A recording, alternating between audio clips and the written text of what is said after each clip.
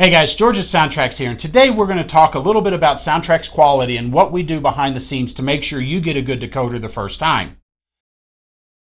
So when we go through and we decide a feature and how a feature is going to work, our engineers go through extensively to not only program and write the code to make that feature happen, but then we go through an extensive testing process in the aftermath of the engineers working on the software to make sure that the feature works properly the first time. Now, if we find any issues with the decoder, we have to submit to the engineer. They make the changes, and we have to start the testing process all over again because something that we changed could have affected something in the very beginning of the test process.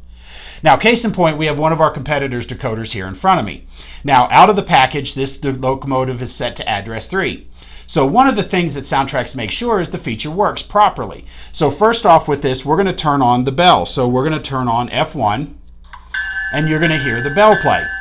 Now what happens when I blow the horn? You hear a weird double bell happening that will then time out and go back to a single bell. Let's do that again. And it's not always at the same time, so you get this weird irregular pattern. So now let's go over to the SoundTraxx Tsunami2.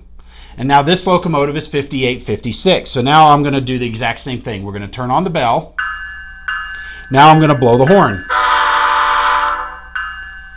You only hear the one bell, and it continues to play. And we're going to turn off the bell. We're going to blow the horn. And you can hear that that bell has automatically been triggered by pressing the horn button.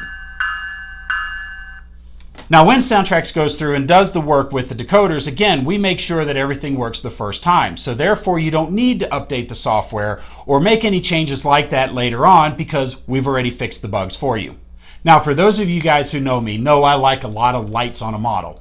Now this Intermountain model has a lot of lights on it to begin with, but we're going to add some more. So stay tuned as we go through and upgrade this decoder to a Tsunami2 as well as add some extra lights. So thanks for watching and stay tuned.